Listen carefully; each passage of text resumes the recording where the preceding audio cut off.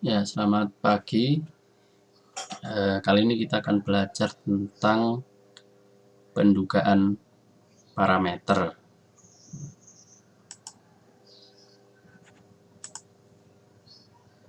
Definisi dari pendugaan parameter adalah berarti melakukan estimasi terhadap nilai dugaan atau taksiran suatu parameter tertentu, karena pada umumnya nilai parameter suatu distribusi tidak diketahui. Nilai angka suatu penduga yang dihitung dari suatu data sampel dinamakan dugaan atau taksiran. Ada dua dugaan atau pendugaan estimasi, yaitu pendugaan titik dan pendugaan selang. Pendugaan titik adalah suatu nilai angka tertentu sebagai estimasi untuk parameter yang tidak diketahui. Dua sifat yang harus dimiliki penduga titik: satu, tidak bias. Nilai harapan penduga titik itu harus sama dengan parameter yang ditaksir. Yang kedua, harus mempunyai variasi minimum. Setiap penduga titik adalah variabel random, jadi penaksir titik tidak harus mempunyai variasi terkecil dari penaksir titik yang lain. Nilai penduga titik. Nilai penduga titik itu terdiri dari dua, ada nilai penduga parameter populasi dan statistik sampel. Ya, di antaranya min, rata-rata untuk parameter populasi, ini simbolnya mu. Kemudian untuk sampel, ini simbolnya X bar.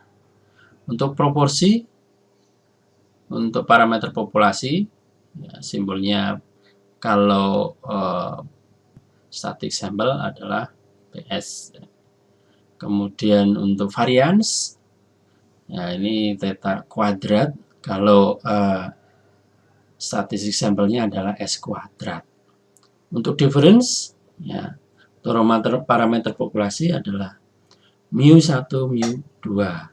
Kalau static sampel adalah X bar 1, X bar 2. Contoh pendugaan titik. Sebuah contoh acak tiket pesawat, ini dalam dolar, sekali berangkat dari Singapura ke Semarang, misalkan ini sekian, ya, ada beberapa kali perjalanan. Tentukan pendugaan titik rata-rata dari populasi, yaitu mu. Ya. Kalau kita hitung dengan rata-rata atau rumus rata-rata, berarti X bar sama dengan 1/n, ya, dikalikan sigma X. Jadi seluruh nilai dari data ini dijumlahkan dibagi dengan jumlah data, sehingga ketemunya adalah 101,77. Pendugaan tiket pesawat sekali berangkat dari Singapura ke Semarang menjadi 101,77. Jadi kalau pendugaan titik hanya ada satu, ya, satu nilai. Kemudian pendugaan interval atau selang interval. Pendugaan interval adalah interval antara dua statistik yang dengan probabilitas tertentu membuat nilai yang sebenarnya dari parameter tersebut. Misal, untuk menduga interval mu harus didapatkan dua nilai statistik L dan N. Sedemikian sehingga probabilitas L lebih kecil sama dengan mu lebih kecil sama dengan N sama dengan 1 minus alfa. Interval hasilnya L lebih kecil mu lebih kecil N dinamakan dugaan interval dengan kepercayaan 1 minus alfa untuk mu atau rata-rata populasi yang tidak diketahui. L dan N dinamakan batas kepercayaan atas dan bawah, sedang 1 minus alfa dinamakan koefisien kepercayaan. Jika alfa sama dengan 0,1, maka selang kepercayaannya adalah 90%. Ya, 90%. Pendudukan titik dan pendudukan interval. Kalau kita gambarkan garis, maka kita bisa lihat bahwa pendudukan titik adalah pada titik tertentu. Ya, kalau tadi rata-rata tiket pesawat, ya ketemunya adalah 101, maka kalau pendudukan titik ya 101,77 ini ya. Kemudian suatu pendudukan selang itu berarti suatu selang atau interval atau kisaran nilai yang diduga untuk menduga parameter populasi. Tingkat atau taraf kepercayaan adalah peluang diperolehnya pendugaan selang yang mengandung parameter populasi. Tingkat keyakinan atau confidence level. Probabilitas dari selang kepercayaan dinamakan tingkat keyakinan atau confidence level. Tingkat keyakinan menggambarkan seberapa kuat kita yakin bahwa suatu metode penelitian contoh tertentu akan menghasilkan suatu selang kepercayaan yang memuat nilai yang sebenarnya dari parameter populasi. Pendudukan parameter itu ada dua, untuk satu populasi dan dua populasi. Ya, dimana kalau satu populasi nanti ada rata-rata, ya, rata-rata, kemudian ada proporsi, kemudian ini ada varians. Kemudian dua populasi juga sama, ya, ada rata-rata, proporsi, dan varians. Yang pertama adalah pendugaan parameter satu sampel, yaitu rata-rata populasi. Selang kepercayaan untuk rata-rata jika standar deviasi diketahui. Ini adalah simbol dari standar deviasi populasi. Jadi kalau theta ini adalah simbol standar deviasi populasi.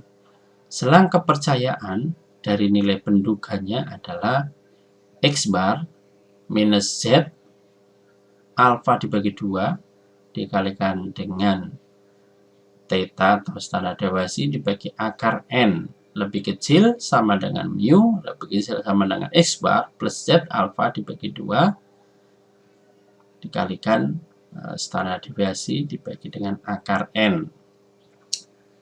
X atau sama dengan mu ini adalah nilai rata-rata.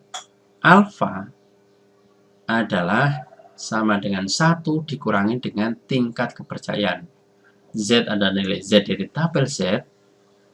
Kemudian theta adalah standar deviasi populasi. N adalah banyaknya data. Kemudian untuk lebih jelasnya ini ya, karena tadi misalkan selang kepercayaan 90 atau 95 dulu ya, 95%, maka berarti nilai alfanya itu kan kalau 1 minus alfa sama dengan 0,95 berarti alfanya sama dengan 0,05 ya, 0,05 ya. Kalau 0,05 dibagi 2, maka masing-masing sebelah kiri dan sebelah kanan adalah 0,025. Yang kanan juga 0,025. 0,025 ini merupakan luas daerah ya. Sama seperti ketika menggunakan distribusi normal gitu ya. Ini kan juga menggunakan kurva normal. Sebelah kiri juga 0,025 luasnya, sebelah kanan juga 0,025. Nah, bagaimana cara mencari nilai Z-nya? Ini ya, bisa ketemu 1,96 ya. Sebenarnya sama dengan ketika kita menggunakan atau mempelajari distribusi normal ya. Kalau distribusi normal itu yang dicari itu adalah probabilitas satu luasnya begitu ya. Kalau di sini yang dicari adalah nilai Z-nya atau batas Z-nya. Ya, jadi agak berbeda sedikit ya dibalik ya. Nih contoh misalkan tabel Z untuk selang kepercayaan tingkat kepercayaan 95%. Nah, tadi SK sama dengan 95% sama dengan 0,95. Berarti nilai alfanya menjadi 1 dikurangi 0,95. Yaitu ketemunya adalah 0,050. Ya, 0,050. Kalau alfa dibagi 2 berarti 0,050 dibagi 2 sama dengan 0,025. Ya. Kemudian setelah mendapatkan nilai alfa, cari luas kurva normal, yaitu kita bisa menggunakan sebagian kurva ya, sisi kanan atau sisi kiri. Oke, kita gunakan yang sisi kanan. Ya. Alfa dibagi 2 sama 0,025 itu berarti yang diarsir ini nilainya atau luasnya adalah 0,025. Nah, sekarang luas dari titik 0 sampai titik yang nanti kita cari di tabel Z, berapa sih luasnya? Karena separuh kurva adalah 0,5, maka kita bisa mencari luas di sini adalah 0,5 dikurangi dengan 0,025. Berarti ketemunya adalah 0,4750. Maka untuk mencari 1,96 atau nilai Z-nya, kita lihat di tabel Z ya. Di tabel Z lihat cari 0,4750 ya. Jadi dari dalam ya. Di dalam ini. Kemudian kita cari nilai Z-nya. Caranya lihat ke kolom yang paling kiri dari kolom Z.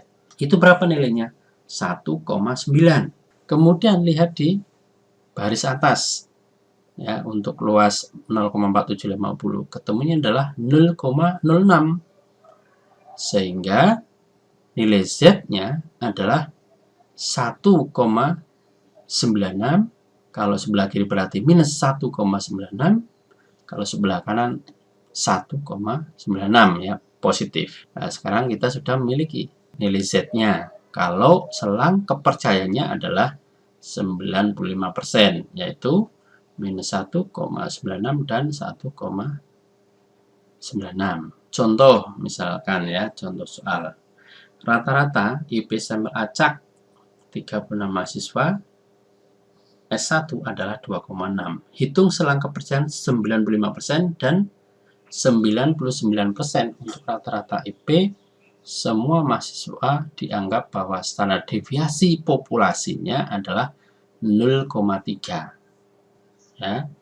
Diketahui berarti rata-ratanya 2,6, standar deviasi populasinya adalah 0,3, Z-nya untuk 0,025 tadi ketemunya adalah 1,96. Demikian juga untuk Z yang 99%. Ya. Cara mencarinya sama tadi ya. Di situ ketemunya adalah 2,575. Ya. Ditanyakan selang kepercayaan 95%. Ya. Kemudian selang kepercayaan 99%. Kita hitung sekarang. Selang kepercayaan 95% berarti tinggal dimasukkan aja tadi rumusnya ya. Z alfa dibagi 2 tadi sudah ketemu ya, 1,96 berarti 2,6 dikurangi 1,96 dikalikan ya. Standar deviasinya di sini 0,3, ini 0,3 dibagi akar n. N-nya adalah 36. Lebih kecil dari mu, lebih kecil dari rata-rata atau X bar 2,6 ditambah Z yang tadi alfa dibagi 2 ketemu 1,96 ya, dikalikan 0,3 dibagi akar 36.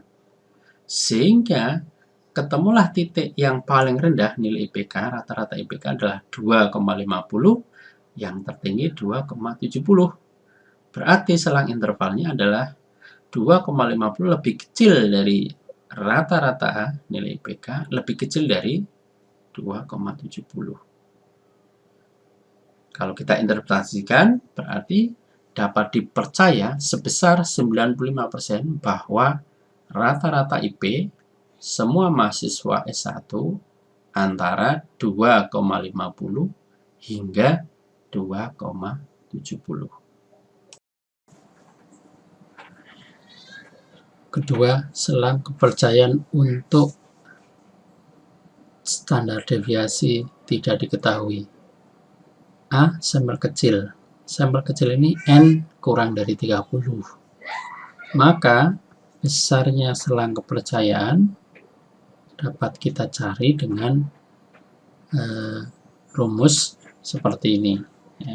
X bar minus T alfa per 2 N-1, di mana N-1 ini merupakan derajat bebas atau degree of freedom dikalikan standar deviasi per akar N, lebih kecil mu, lebih kecil X bar, plus T alfa per 2 N-1 kalikan S per akar N. Ya. Rumus ini bisa dipersingkat menjadi X bar plus minus T alfa per 2 N-1 kalikan S per akar N, di mana S adalah standar deviasi, ya, N adalah jumlah sampel. T ini adalah tabel T. Ya, nanti kita akan cari dengan menggunakan tabel T. Contoh, sebanyak 25 orang nasabah bank sedang melakukan transaksi diambil sebagai sampel. Diketahui rata-rata usia nasabah tersebut adalah 50 tahun dengan standar deviasi 8 tahun. Susunlah selang kepercayaan 95% untuk rata-rata usia nasabah bank tersebut. Ya, kita identifikasi dari informasi ini diketahui N-nya adalah 25, rata-ratanya adalah 50. Ya, rata-rata 50, S atau standar deviasinya 8. Yang ditanyakan adalah pendudukan selang kepercayaan, ya, atau selang interval dengan tingkat kepercayaan 95%. Pertama yang kita perlu perhatikan adalah jumlah sampel, ya. Di sini banyaknya sampel adalah 25 atau N kurang dari 30. Maka menggunakan rumus T, ya. Menggunakan rumus T atau menggunakan T tabel. Untuk mencari T tabel, maka kita harus mengetahui alfanya dulu, ya. Karena selang kepercayaan sama dengan 1 minus alfa, maka alfa sama dengan 1 dikurangi selang kepercayaan. Tadi diketahui bahwa SK atau selang kepercayaannya adalah 90% atau 0,95. Jadi alfa sama dengan 1 dikurangi 0,95 sama dengan 0,05. Ya, jadi alfanya adalah 0,05. Karena di dalam selang interval itu ada 2 titik, maka alfanya dibagi 2. Berarti 0,05 dibagi 2 menjadi 0,025, ya. 0,025 ini merupakan luas pada sisi kanan atau sisi kiri, karena tadi dibagi 2, ya, jadi sama, ya, sisi kanan dan sisi kiri dari kurva normal. Di mana kita akan mencari nilai T-nya dengan luas yang diarsir ini adalah 0,025, itu berapa batasnya? Ya, tapi menggunakan tabel T, ya, bukan tabel Z. Nah, contohnya begini tabelnya, contoh tabel T, ya. Jadi tabel T itu ada di F. DF itu adalah degree of freedom atau derajat bebas. Kemudian ini baris ini menunjukkan alfanya atau tingkat kepercayaannya. Bisa juga menggunakan tabel T yang lain, ya. Kalau ini sudah saya ringkas. Contoh tabel T yang lainnya misalkan ini, ya, tabel T. Tabel T ini bentuknya macam-macam, ya. Di antaranya seperti ini, ya, tabel T. Jadi ada yang di atas ini adalah probabilitasnya atau alfanya yang kita pakai berapa, ya. Ini ada 2 baris. 2 baris ini menunjukkan nanti alfanya, ya, apakah satu sisi atau yang sering disebut dengan one tile atau dua sisi, atau yang disebut dengan two tile. Baris yang atas pada tabel T ini adalah dua sisi ya, alfa untuk dua sisi. Sedangkan baris yang kedua ini untuk alfa satu sisi ya, atau one tile gitu ya. Karena kita menggunakan dua sisi atau alfa dibagi dua, maka kita gunakan ini alfanya tadi ya, alfanya. Kita lihat, kita cek di sini. DF-nya itu tadi menjadi berapa? Nah, DF-nya atau derajat bebasnya kan N-1, sehingga DF-nya adalah 25-1, yaitu 24. Ya, 24. Kita cari di tabel T, ya.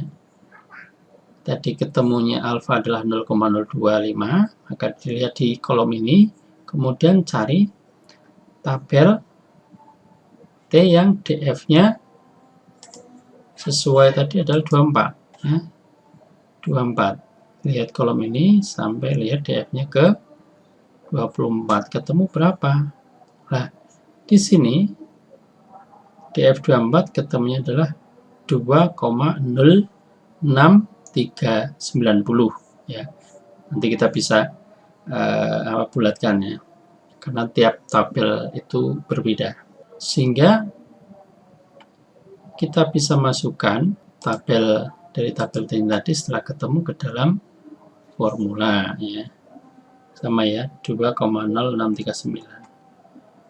Kita masukkan ke dalam formula seperti ini. Formula yaitu T alfa dibagi 2 N-1. Kita masukkan rata-ratanya tadi 50. Ya, berarti 50 dikurangi 2,0639 dikalikan secara deviasinya 8 dibagi akar 25.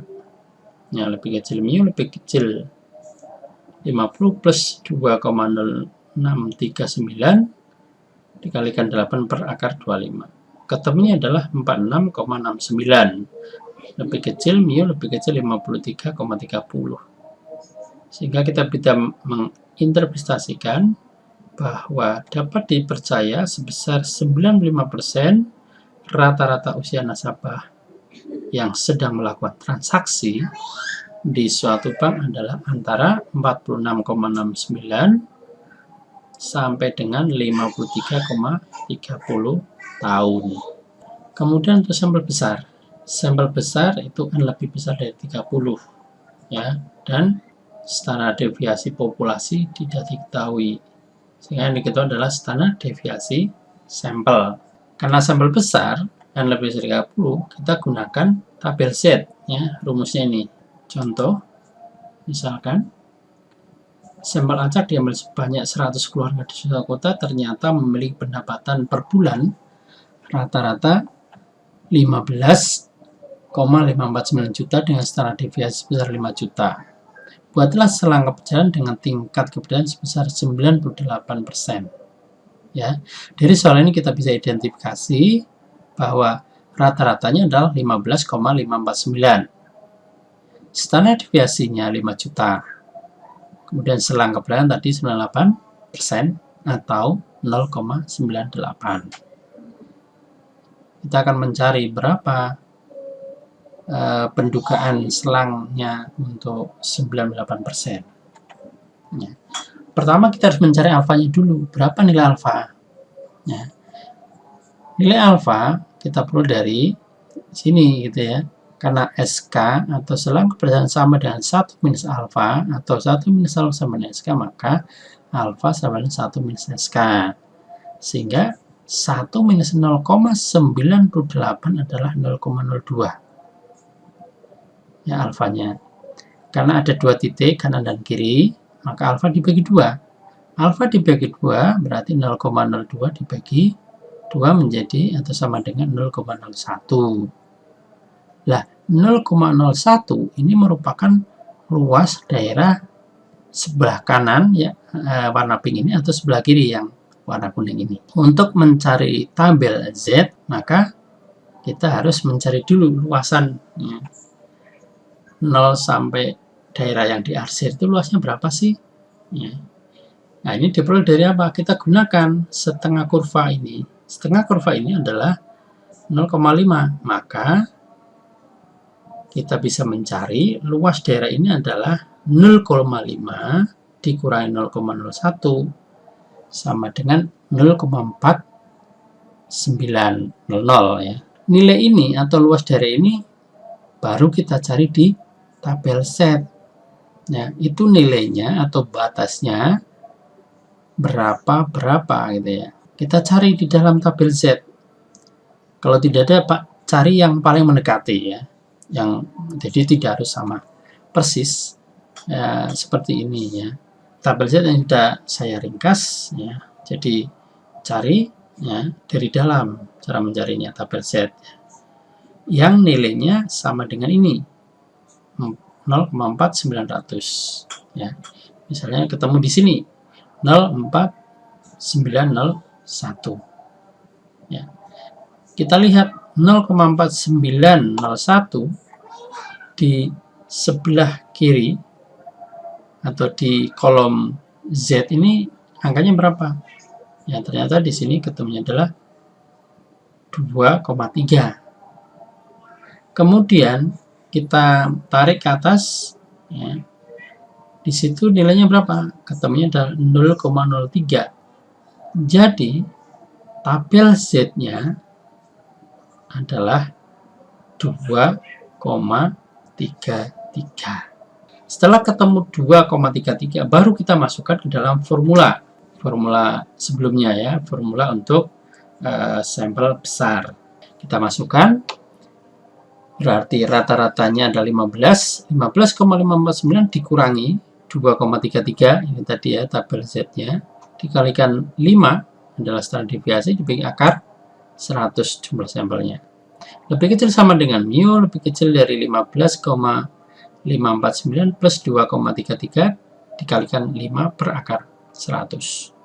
Ketemunya adalah 14,384 lebih kecil mu, lebih kecil 16,714. Dengan demikian kita bisa menginterpretasikan bahwa dapat dipercaya sebesar 98% rata-rata pendapatan per bulan keluarga di suatu kota antara 14,38 juta hingga 16,71 juta rupiah. Kemudian pendudukan parameter satu sampel untuk proporsi. Dugaan selang proporsi kita bisa menggunakan rumus ini. Ini juga sama ya, dibedakan menjadi sampel besar dan sampel kecil. Sampel besar itu N-nya lebih besar dari 30. Sampel kecil N-nya lebih kecil dari 30. Kalau sampel besar menggunakan rumus ini ya, dengan tabel Z.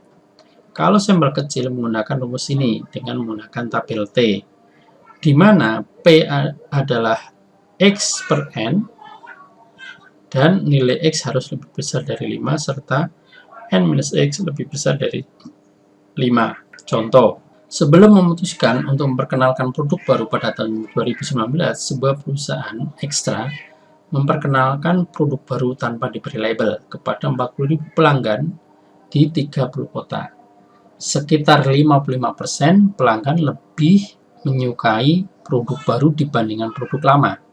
Jika diasumsikan 40.000 pelanggan ekstra tersebut sebagai sebuah contoh acak dari populasi pelanggan di 30 kota, A. Tentukan selang kepercayaan 9% bagi proporsi konsumen yang menyukai produk baru, dan B. Tentukan selang kepercayaan 99% bagi proporsi konsumen yang lebih menyukai produk lama. Dari soal tadi kita bisa identifikasi, yaitu P-nya adalah 55%, atau kita bisa tuliskan menjadi 0,55. N-nya tadi 40.000 ya, banyak sekali atau lebih besar dari 30, sedangkan selang kepercayaan adalah 95% atau 0,95. Yang ditanyakan adalah pendudukan selang untuk 95%. Ya, kita mulai dulu dari alfa. Jadi mencari alfa dulu ya, nilai Z, karena sampelnya lebih besar dari 30 berarti kita gunakan tabel Z. Di tabel set, kita cari alfanya dulu. SK sama dengan 1 minus alfa, berarti alfa sama dengan 1 minus SK. Karena SK-nya 0,95, maka alfa sama dengan 1 dikurangi 0,95, yaitu ketemunya adalah 0,05. Ya, ini alfanya. Karena di dalam selang pendugaan atau pendugaan interval itu ada 2 titik, maka alfa dibagi 2. Alfa dibagi 2 ketemunya adalah 0,025. Jadi ada sisi kanan dan sisi kiri. Ya, sisi kanan maupun sisi kiri yang diarsir ini adalah luasnya sama, yaitu 0,025. Untuk mencari tabel set, kita harus mengetahui luas yang ini ya, salah satu aja kiri atau kanannya. Luas daerah yang tidak diarsir ini berapa sih luasnya? Sehingga nanti kita bisa menentukan nilai Z-nya di sini itu berapa gitu ya. Dari sini ya. Jadi 0,25 ya. Nah, ini diperoleh dari mana? 0,475 ya. Atau untuk mencari daerah yang tidak diarsir berapa luasnya, kita bisa menggunakan analogi karena ini adalah kurva normal dan simetris. Kalau kita bagi 2, ya berarti separuh, yaitu 0,5.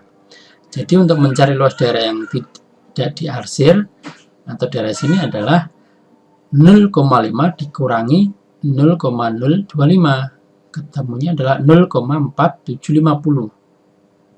0,4750. Nah, kalau sudah ketemu 0,4750, baru kita mencari atau kita lihat besarnya nilai ini 0,4750 itu berada pada nilai berapa di tabel set.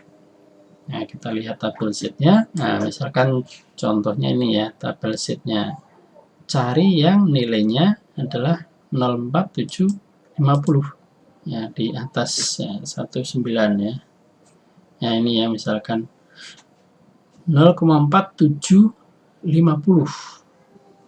Jadi nyarinya kalau tabel set adalah dari dalam. Nah, kita besarkan ya 0,4750. Ya, ini ya. Kita bisa lihat di sini nilainya 0,4750 itu dibatasi oleh tabel Z. Ya, kita lihat di kolom Z sebelah kiri adalah 1,96. Di atas atau baris atas Z adalah 0,096 nih. Ya, kalau kita tarik garis ya. Berarti tabel Z untuk alfa dibagi 2 0,025 adalah 1,96. Ya, jadi ketemunya adalah 1,96. Ya, sama nih ya, kiri kanannya. Kalau kiri itu negatif, kanan itu positif. Jadi Z-nya ini ya 1,96. Kemudian kita masukkan ke dalam formula ya untuk proporsi ya untuk sampel besar. Maka proporsinya adalah tadi ketemu 0,55, berarti 0,55 dikurangi 1,96 dikalikan ya, P-nya adalah 0,055 tadi, dikalikan dengan 1 minus P. P-nya adalah 0,5 dibagi 40.000 ya, N-nya 40.000. Lebih kecil P, lebih kecil 0,55 plus 1,96 kalikan 0,55 kali 1 minus 0,55 dibagi 40.000. Sehingga ketemunya adalah 0,5451 lebih kecil P lebih kecil 0,5548 ya, atau 54,51% lebih kecil sama dengan P lebih kecil sama dengan 55,48%. Dengan demikian dapat kita interpretasikan dapat dipercaya sebesar 95% bahwa proporsi yang menyukai produk baru adalah antara 54,51% sampai dengan 55,48%. Contoh untuk yang N kurang dari 30 ya. Kalau N kurang dari 30 berarti menggunakan tabel T. Misalkan sebanyak 20 mahasiswa ST Bangku PD diambil secara acak, ternyata 8 mahasiswa memiliki IPK lebih besar dari 3,5. Buatlah dugaan proporsi mahasiswa yang memiliki IPK lebih besar dari 3,5 dengan selang waktu 95%, ya. Dari informasi tadi, informasi ini kita bisa identifikasi N-nya adalah 20, ya. Kalau 20 adalah sampel kecil maka kita gunakan tabel T. SK 95% atau 0,95. X 8. N-nya adalah 20, berarti P-nya adalah 8 dibagi 20 sama dengan 0,4. Ditanyakan ya, dugaan ya serangga berjalan proporsi. Ya. Pertama, karena tabel T itu ada DF, ya maka kita harus mencari dulu DF-nya atau alfanya berapa. Alfanya tadi sama ya seperti sebelumnya, SK sama dengan 1 minus alfa, maka alfa sama dengan 1 minus SK. Berarti alfa sama dengan 1 dikurangi 0,95, ketemunya adalah alfa sama 0,05. Ya, kemudian alfa dibagi 2. Ya, karena ada 2 titik ya. Dibagi 2, ketemunya adalah 0,025. Kemudian DF atau derajat bebasnya. Derajat bebas adalah N-1. Berarti 20 dikurangi 1 adalah 19. Maka kita cari tabel T, ya. Di tabel T untuk alfa 0,025 dengan DF itu 19, itu nilainya berapa? Kita bisa lihat di tabel ya, di tabel T. Mari kita cari untuk 0,025 DF 19. Kita bisa lihat di sini ya. Tadi ya seperti sebelumnya yang saya sampaikan, yang atas adalah untuk two tile, ada 2 sisi, yang bawah adalah one tile atau alfa 1 sisi. Ya, tadi alfanya adalah 0,025. Ya, 0,025 DF-nya adalah 19. Berarti 0, di sini di atas ini adalah 0,025. DF-nya di sini ada nanti 19. Ya, kita cari 19. Nah, ini ketemu. Nah, kita urutkan 19 di sini. Ya, ketemu adalah 2,093. 2,093. Ya, baru kita masukkan ke dalam formula. Jadi T 0,025 dengan DF 19 adalah 2,093. Kita masukkan ke dalam formula untuk proporsi sampel kecil, ya. Dan ketemunya adalah 0,1707 lebih kecil P lebih kecil 0,629 atau 17,01% lebih kecil P lebih kecil 62,93%. Artinya apa? Artinya dapat dipercaya sebesar 95% bahwa proporsi mahasiswa yang memiliki IPK lebih dari 3,5 adalah antara 17,07% sampai dengan 62,93%.